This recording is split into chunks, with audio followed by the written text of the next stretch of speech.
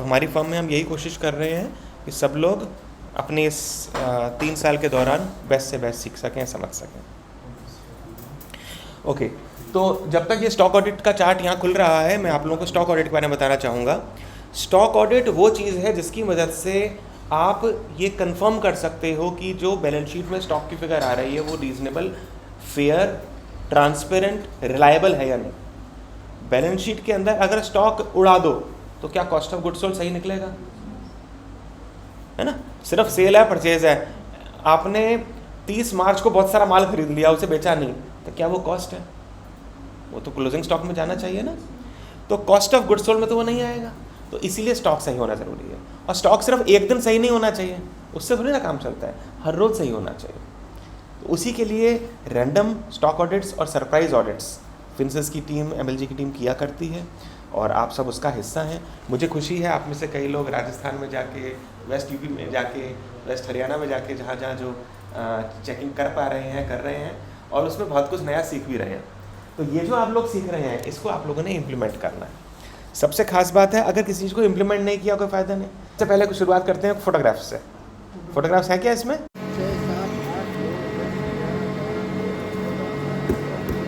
और इसमें से 45 आइटम ऐसे थे जो मैच नहीं हुए थे। तो मैच नहीं हुआ था तो हमने उसका रिपोर्ट डाला, वो वेरिएंसेस थे 75%। और फिर उसके बाद हमने इसकी एक्चुअल वर्किंग करी है। ये जो डेटा हमने चेक करा था, तो इस डेटा के बेस पे हम वहाँ पे फैक्ट्री में विजिट करने। कॉलम्स को देखो सब लोग, आपको पीछे में कॉलम्स दिख रहे हैं। कॉलम के रेटर क्या है कि भाई ओपनिंग क्या था उस महीने में, इनवर्ड कितना था, इशू कितना था, क्लोजिंग कितना था, और फिजिकली जब पाया तो कितना पाया। किसी किसी केस में आप देख रहे हो, देखिए ये सबसे इंपॉर्टेंट कॉलम है जो एज अ ऑडिटर आप लोग देख रहे हो। अगर डिफरेंस 0 निकलता तो आप कहते हैं वेरी गुड, सब ठीक है, इन कंट्रोल है। बट अगर डिफरेंस आ रहा है दैट मींस डेटा रिलायबल नहीं है। और अकाउंट्स को, स्टॉक को रिलायबल होना जरूरी है। ये तो पैसा है। मान लो एक मोटर 2000 रुपए की है या 20,000 रुपए की है, 5 मोटर कम है 20,000 रुपए की, तो कितने का फटका लग गया? 1 लाख रुपए का फटका। तो मानो विशाल और आपकी बहुत फैंटास्टिक एक्टिविटीज है कि आप इन चीज़ों को आप देख रहे हैं, कस्टमर को चेक कर रहे हो, और वो ये काम है, और मेरा काम है, और एमडी एकदम हिल जाते हैं, है ना, खुश जाते हैं यार, ये क्यों नहीं। ठीक है, तो वो जो सिर्फ साल में एक बार वाला जो ऑडिट होता था, उसकी जगह अब ये रेगुलर ऑडिट होने लगे हैं क्लाइंट्स के यहाँ। We are enjoying.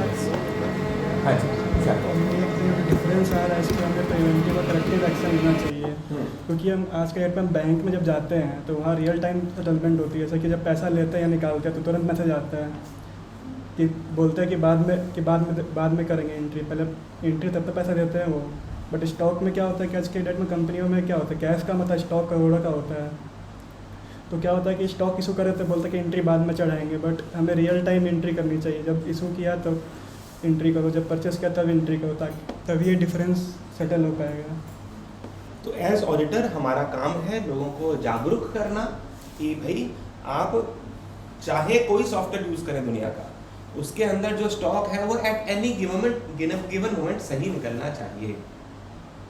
1 क्लिक के ऊपर वैल्यूएशन आती है, तो शॉर्टेज की वैल्यूएशन भी आप निकाल के उनको दें कि भाई देखो इतने का आज माल गड़बड़ मिला, और उसमें उस store keeper, purchase manager, production manager, factory manager, plant head, CEO, सबकी इन्वॉल्वमेंट ज़रूरी है। जब सब लोग इसको दिल से काम करेंगे तभी वैल्यूएशन सही आएंगी, तभी क्वांटिटी सही आएंगी, न तो बस क्वांटिटी तो गलत ही होगी। डाटा जब रिलायबल बने तभी डिसीजन सही लेंगे। हाँ, माल अगर मान लीजिए पहली वाली रो को देखें जिसके अंदर स्टॉक लेटर से 10,000 सिस्टम बता रहा है बट एक्चुअल मिला 15,000, तो आप सोचोगे कि माल है सिस्टम के हिसाब से और मंगाओगे नहीं, प्रोडक्शन रुक जाएगी, शॉर्टेज पड़ जाएगी ना।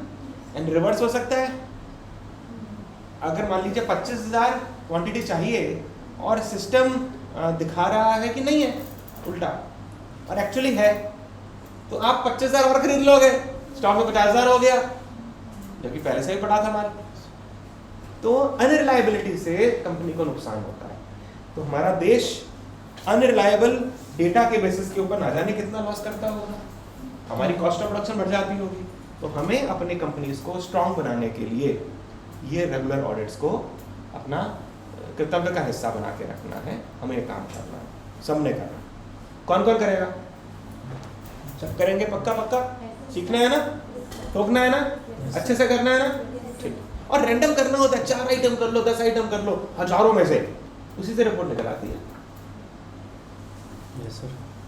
ठीक है। किसी ने समोसे बनाए हैं, पूछने समोसे कैसे हैं, 100 समोसे हैं, क्या सारे खा के देखोगे? एक खा के आइडिया हो जाएगा ना समोसा कैसा है। ठीक है। उसी तरह स्टॉक की सारी आइटम चेक करने की जरूरत नहीं होती, 2-4 चेक करो, क्लैरिटी हो जाती है कि स्टॉक मैच हो रहा है या नहीं मैच हो रहा है, रिलायबल है या रिलायबल नहीं। अंडरस्टूड? हमने मिलाना पे गए थे फिजिकल वेरिफिकेशन करने स्टॉक की उस कंपनी में, तो हमने वहाँ 60 आइटम का सैंपल लिया स्टेटिफाइड बेसिस पे। तो हमने 60 आइटम चेक किए वहाँ पे, तो उसमें 15 आइटम्स ही मैच कर रहे थे ERP लेजर के साथ, 45 आइटम्स मैच नहीं कर रहे थे, तो 75% का वेरिएशन है। That's a very big number. That's a very big number. Very big percentage. तो ये वेरिएशन गुड नहीं है, मतलब ये वेरिएशन अच्छा नहीं है। तो हम क्या सजेस्ट करते हैं कि आप क्लोजली मॉनिटर करो, री ऑडिट करो। तो हमने अपना क्या सजेशन दिया कि अब देखो, जब हम ऑडिट करने जाते हैं, जैसे कि तुमने निकाल लिया कि तुम्हें क्या क्या चेक करना है, कि ABC आइटम चेक करना है, तो तुम्हें पता भी होना चाहिए वो आइटम रखा कहाँ है फैक्ट्री पे। तो उसका मतलब जहाँ चेक करने जा रहे हो तो वहाँ लेबलिंग होनी चाहिए कि आइटम ये इस जगह पे रखा हुआ है, तभी तो तुम चेक कर पाओगे उस आइटम को। तो हमने कमेंट दिया कि लेवल प्लस लोकेशन ही ओके, मतलब जहाँ जो आइटम है वो उस आइटम पे लेवल अच्छे से किया हुआ है कि ये आइटम वो है, तभी तो आइडेंटिफाई कर पाएंगे, गिन पाएंगे उस आइटम को। तो हमने कमेंट दिया कि many item balances not matched with ERP balance, it is possible that issue return material is not inter in ERP। तो हो सकता है कि कुछ इशू की एंट्री छूट गई हो, मतलब सेल हो गई हो बट एंट्री ना हो, या तो परचेस हो गया हो तो एंट्री ना की गई हो ERP। इशू माने के माल को प्रोडक्शन में दिया बट एंट्री करने भूल गए। प्रोडक्शन वाला गया, उसने स्लैब पे से माल उठाया, लगा दिया फ्लोर पे, मशीन में डाल दिया, ग्रीस चाहिए थी, ग्रीस ली और डाल दिया मशीन के अंदर, एंट्री करनी रह गई। तो एंट्री नहीं करेंगे तो स्टॉक तो मिसमैच होएगा ही होएगा। तो ये बताया जा रहा है। एंड जब हम वहाँ फिजिकल वेरिफिकेशन कर रहे थे, एक पार्टिकुलर आइटम थी जो इधर उधर पड़ी हुई थी, मतलब अरेंज नहीं थी, मतलब कोई आइटम वहाँ पड़ा, कोई आइटम यहाँ पड़ा, तो उसको गिनना मुश्किल हो जाता है, तो उस पर हम गिन नहीं पाए। तो उसने हमने कमेंट किया कि it was difficult to count stock due to stock kept in unorganised manner. जब स्टॉक इधर उधर पड़ा रहेगा तो आप गिन कैसे पाओगे? तो ये भी एक पॉइंट है जो कंसिडरेशन में आना चाहिए। फर्दर मतलब अब इस चीज़ को हम सुधारें कैसे? तो हमने सजेशन दिया कि आप इंटरनल बेसिस पे हर दिन मतलब 10 से 15 आइटम का फिजिकली गिनो कि सही है कि नहीं, ताकि चीज़ें कंट्रोल में आए। ठीक है। तो हमने सॉल्यूशंस दिए कि अगर तो अभी हम लोगों ने डिस्कस किया कि स्टॉक ऑडिट की रिपोर्ट्स कैसी बनाई जाती हैं, कैसे प्रेजेंट की जाती हैं, और सबसे पावरफुल बात है कि स्टॉक ऑडिट की रिपोर्ट ताज़ी ही मैनेजमेंट से डिस्कस करनी चाहिए। 1 महीने बाद अगर रिपोर्ट मैनेजमेंट को दोगे तो तब तक स्टोर कीपर, स्टॉक तो बदल चुकी होगी ना पोजीशन, सर क्या बात कर रहे हैं, गलत बोल रहे हैं, ऐसा कुछ है ही नहीं सर, उस दिन मैं था नहीं, उस दिन ये हुआ था वो हुआ था। ताज़ी रिपोर्ट उसी टाइम मैनेजमेंट को दिखानी चाहिए, मैनेजमेंट से मीटिंग करनी चाहिए। मैनेजमेंट अगर फिजिकली हो तो फिजिकली मीटिंग करिए, अगर फिजिकली मैनेजमेंट अवेलेबल नहीं है तो ऑनलाइन जूम पे आप लोगों ने कितनी बार मीटिंग्स करी हैं कि आप लोग हिमाचल प्रदेश में हो और कस्टमर मैनेजमेंट गुड़गांव बैठी है और गाँव से उससे मीटिंग करवा रहे हो। दैट्स फैंटास्टिक एंड ऐसे ही चालू होना चाहिए।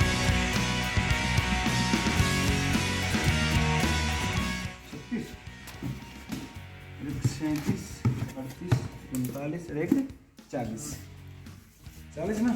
और